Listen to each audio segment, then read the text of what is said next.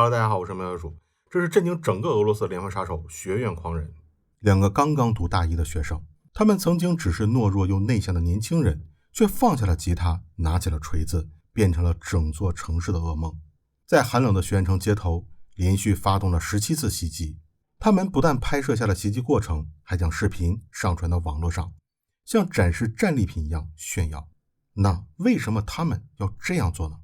这个故事就发生在贝加尔湖畔的伊尔库茨克。2010年12月16日，在城市的森林公园附近发生了一起神秘的命案。69岁的阿尔加皮罗格被身份不明的人员杀害了。她可不是普通的俄罗斯大妈，而是俄罗斯科学院的院士，太阳与物理研究所的首席科学家。经法医检查，她的头部有锤子击打的痕迹，身上有30余处刀伤。案发地点位于森林的边缘，行人较少，所以没有目击者，附近也没有监控摄像头。但奥尔加的现金和首饰没有丢失，所以首先排除了这是抢劫事件。那么谁会去袭击一位69岁的老人呢？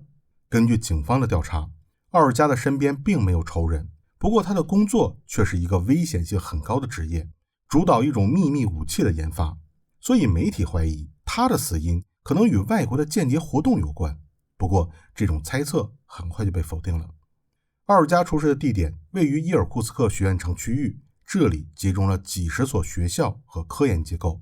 在他出事的1个月之前，学院城里就经常发生袭击事件，并且持续到了第2年。受害者大多是学生和教师。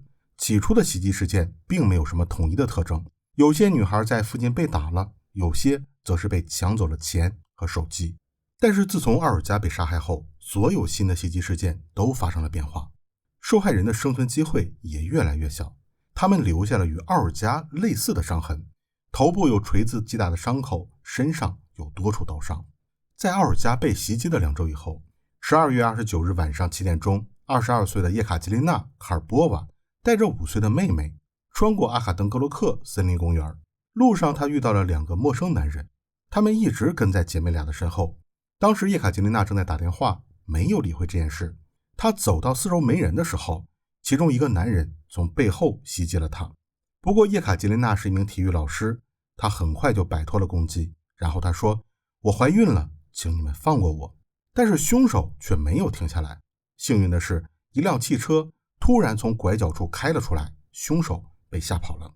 而妹妹也在刚刚趁着混乱和夜色藏了起来，没有受到任何伤害。在所有的袭击中，凶手都能全身而退，说明他们对附近的环境非常熟悉，而且还没有留下明显的线索。警方在学院城加强了警力，并在各个出口贴满了公告，呼吁市民们要保持警惕。可是凶手却没有任何收敛，甚至在2011年的新年当天再次发动了袭击。1月1日凌晨5点左右，莱蒙托夫街319号附近的垃圾箱里发现了一名流浪汉，已经失去了生命体征，身上有锤子和刀留下的伤口，与最近发生的系列案件特征一致。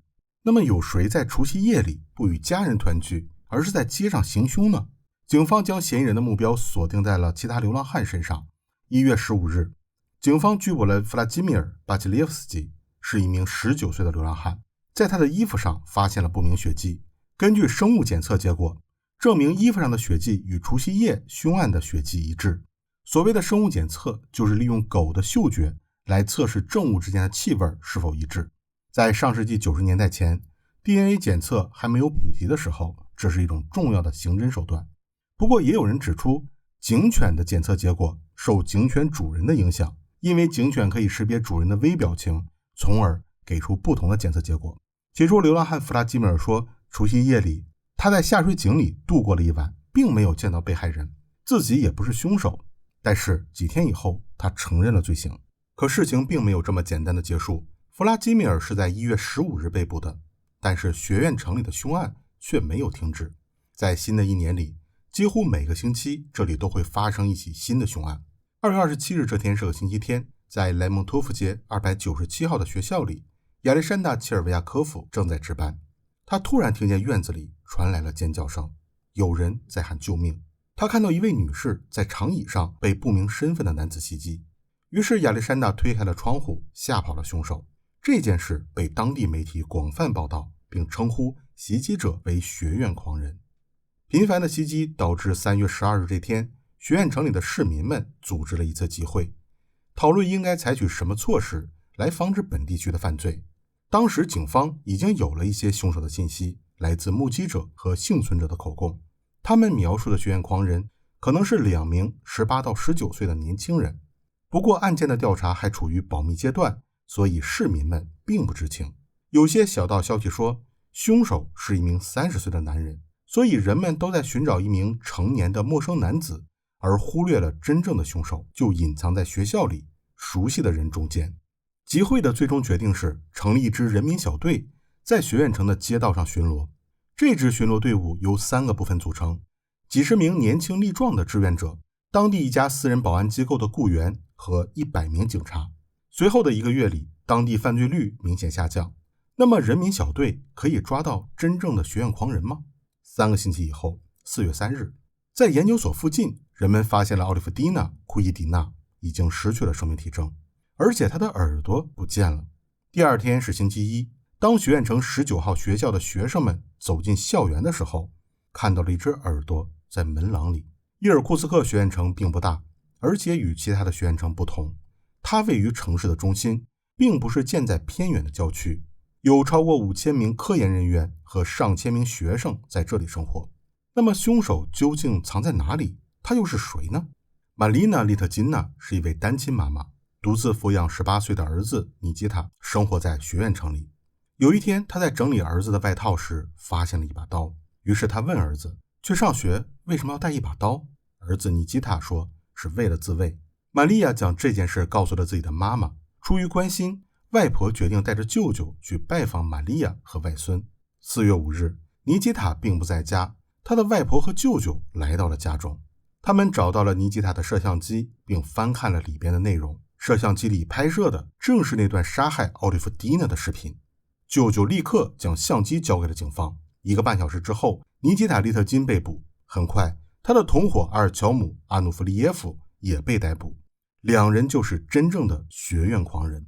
被捕后，尼基塔的表现很平静，他模仿棋盘杀手的语气向审讯他的警员说，给我一杯威士忌和一支雪茄，我就能让你看到人生的另一面，足以让你毛骨悚然。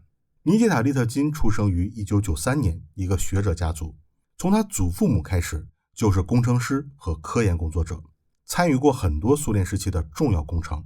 他自己的学习成绩也非常好，尤其是在数学天赋上，常常参加创意比赛并获得奖项。在17岁那年，他认识了比他大1岁的阿尔乔姆。阿尔乔姆也出生在学院城，他擅长的学科是文学和英语，同样也参加过许多奥林匹克竞赛。不过阿尔乔姆并没有朋友，原因是他参加过一个乐队，他既能唱歌又能用吉他演奏。不过乐队解散了，乐队成员也离开了伊尔库茨克，阿尔乔姆成了一个弃儿。学校里的其他团体不但不接纳他，还排挤他。逐渐的，阿尔乔姆变得内向和孤僻。中学毕业的时候，同学们拍摄了一部告别电影，每个人谈论一下什么是幸福。阿尔乔姆是唯一一个不知道那是什么的人。尼基塔·利特金与阿尔乔姆有非常多的共同之处，2人都是单亲家庭，由母亲独自抚养长大。尼基塔也擅长音乐，于是2人很快成为了最好的朋友。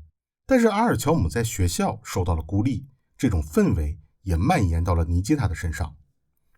尼基塔逐渐失去了其他的朋友，但是尼基塔并没有后悔。他曾给报社写过一封信，里面说，我只与阿尔乔姆分享，他在所有的事情上都支持我。尼基塔对阿尔乔姆甚至有些心理上的依恋，而反过来，尼基塔也是阿尔乔姆唯一的朋友。阿尔乔姆愿意为尼基塔做任何事。在这样的友谊基础上，2人组建了一支朋克乐队，还出了一张专辑。不过2人被同龄人排挤的状况一直没有改变。在阿尔乔姆考入了伊尔库茨克国立大学以后，被一群亚美尼亚人袭击，但是没有任何人受到惩罚。本来只是一起刑事案件，却最终在调解下和解了。尼基塔也遇到了类似的情况，他考入了一所能源大学，在这里他因为懦弱的性格常常被欺负，问题严重到他的同学甚至会去光顾他的家。当尼基塔的母亲不在家的时候，他的同学会要求去他家里玩，但这不是单纯的玩，而是去吃掉冰箱里的食物和拿走家中值钱的物品，甚至还包括他母亲的衣物和首饰。这导致尼基塔不得不退学。第2年，他考入了另一所大学，改修建筑学。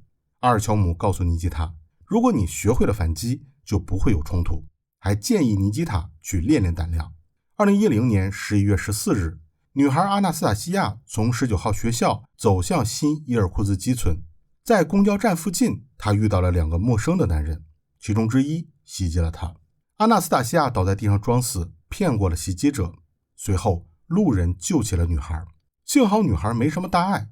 不过阿纳斯塔西亚非常气愤，将这件事发布到了本地的论坛上。很快，一名匿名的读者就给阿纳斯塔西亚发来了私信，询问整个袭击过程。不过令阿纳斯塔西亚不解的是，这名读者关心的不是凶手，而是他被殴打时的内心感受。原来这位匿名读者正是袭击他的人尼基塔。2010年，阿尔乔姆与尼基塔在网络上创建了一个群组，叫做伊尔库斯克反无家可归者联盟。他们的宣言是：我讨厌所有人和我会杀了你，并宣布棋盘杀手皮丘什金是他们的国王。他们还为这个群组发布了一张专辑《血魔法》。在群组里，他们宣称学院城里的所有袭击都是他们做的，而组员们并不相信。他们认为阿尔乔姆和尼基塔在撒谎，为了吸引人们的注意，把其他人的案件说成是自己的。于是阿尔乔姆和尼基塔决定将袭击经过拍摄下来，证明自己没有撒谎。在每次袭击时，阿尔乔姆负责挑选目标和拍摄视频。第一个动手的总是尼基塔。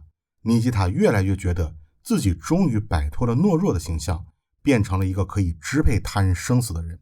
阿尔乔姆却在旁边嘲笑他，如果没有自己的帮助，尼基塔就做不成这些事。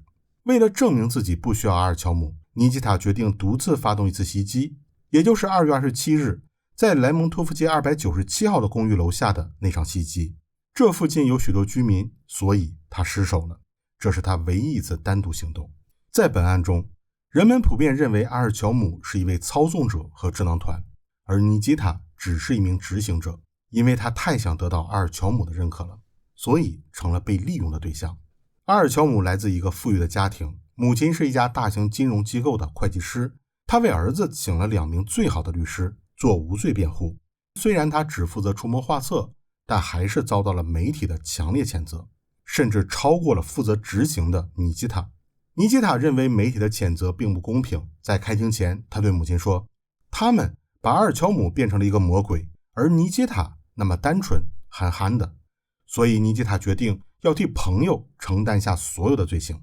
在庭审中，阿尔乔姆认为自己只是拍摄下了案发过程，并没有直接参与袭击，所以他始终拒绝认罪。